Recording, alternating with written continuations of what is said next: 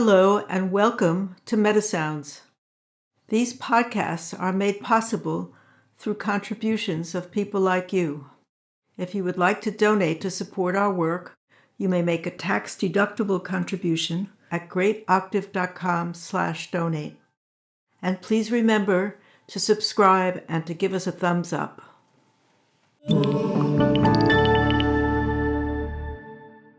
Today, I will be talking to you about inner peace and how to achieve it.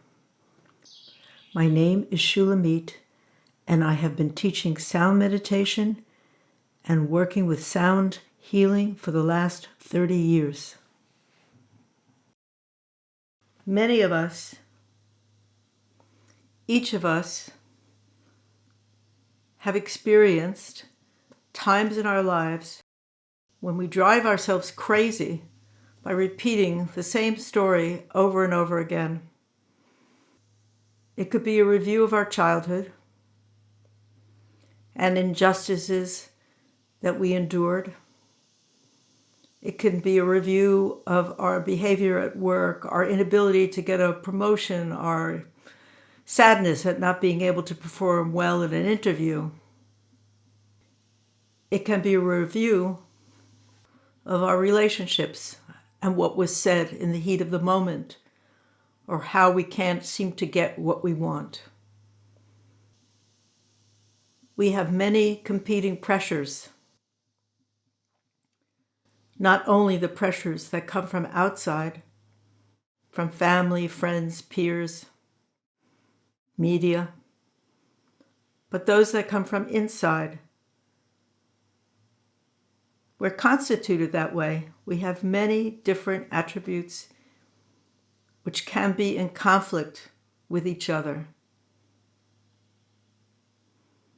We can feel unconditional love, and that competes with feelings of judgment. We can feel the desire to dream a dream of the future, and then have the practical realities of life pushed down on us so that we feel we have to abandon our dream to take care of business. We can love our families, but have a desire to be free of the responsibilities. All of this goes on at the same time.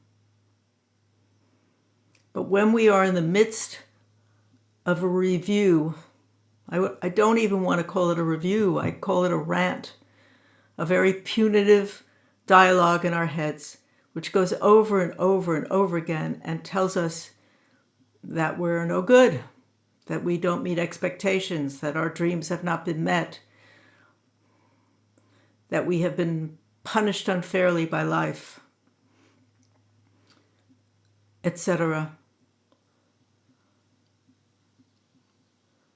When we're like this, the internal pressure is so great that if we are around other people, even if they don't deserve it, we might lash out at them,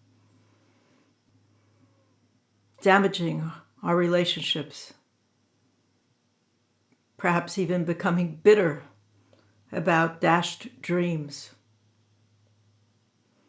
This is not a happy way to live. I myself have experienced this in all its forms, but most particularly in a review of my childhood, trying to extricate myself from the perceived injustices and never getting a satisfactory conclusion. But of course, childhood is long gone. So what actually is going on? How do you change it?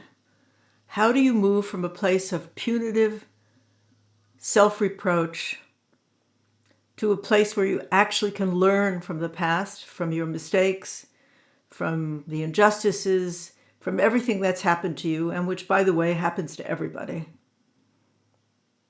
in the course of their lives? There are two components. One is to get to know yourself. Of course, you can do this by reading articles in the paper and viewing videos on YouTube and following all different kinds of systems and having a second-hand interpretation of what you are inside of yourself, who you are truly at your core, You can go into therapy, which is very useful. But there are certain behaviors that aren't amenable to simply understanding what the foundations are. You have to go beyond it. So here is a simple process for you, which is profoundly effective if you do it, and if you do it consistently over time.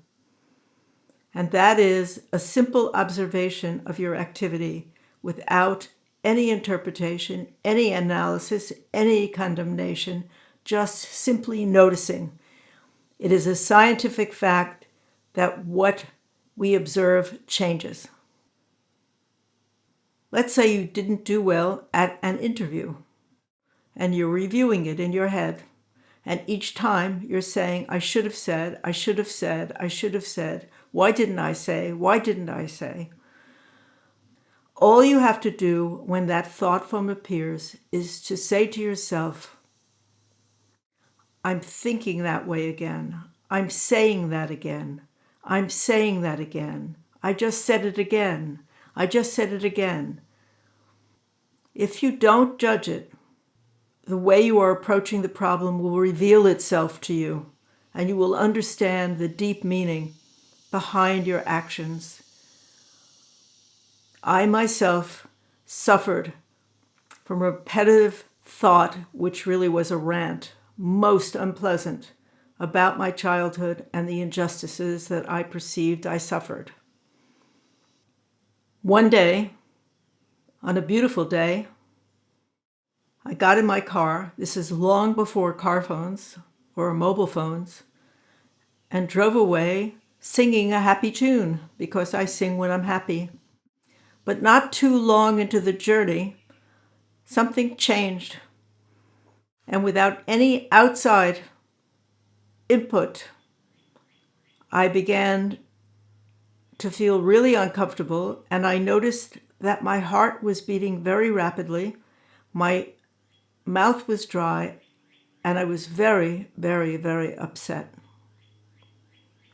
But because there hadn't been any kind of provocation, I noticed that, and I thought to myself, what?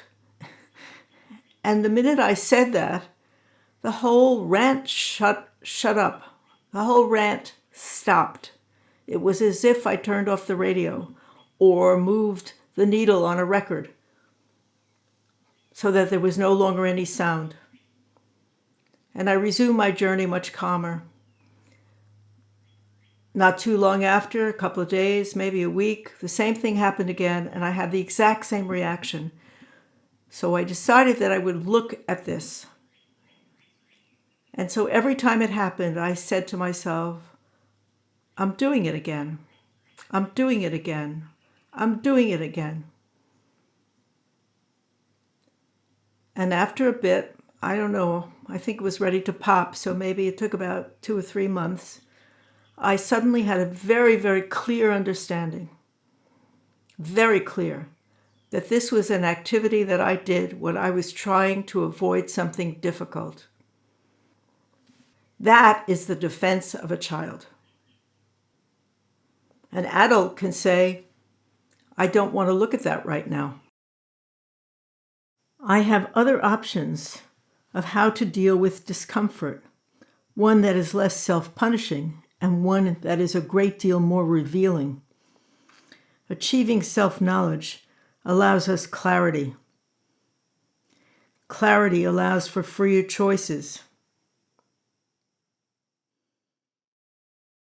Choices that are more effective than circular rants inside of our brains. Self-knowledge that arises from our own wisdom is a powerful transformative tool. The second piece is sound. In the tree of life system, the center of the body is the solar plexus, that area beneath your rib cage, that part of you that if I punched you, all the air would come out. The sound associated with this area, which is called Tiferet, is O. You make the sound with intention for peace, and you make it to pitch it through your solar plexus as if the solar plexus were your mouth. You make the sound easily and calmly. You're not in competition with anyone, even yourself. To be agitated or aggressive in any way with the sound completely defeats its purpose. Start with 3 sounds, work up to 18 if you can, and notice the effect on you. You will feel much more peaceful. If you find that the sound is working for you, I suggest you then go to my book, Kabbalah of Prayer, Sacred Sounds and the Soul's Journey, available on Amazon, where you will find a complete description of the foundation of the sound, the power of the sound, and a practice which will be very helpful to you.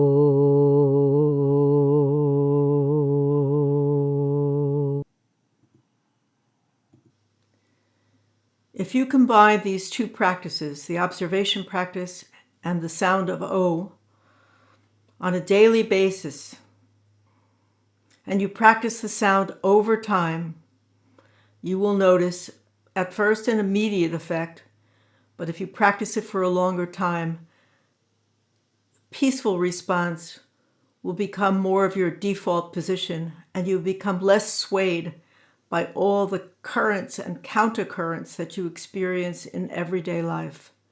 This enables you to actually change your behavior, to make changes where you see fit, to improve your presentation, to change your expectations, and to come to peace about certain aspects of the past that have troubled you. Remember always to be kind.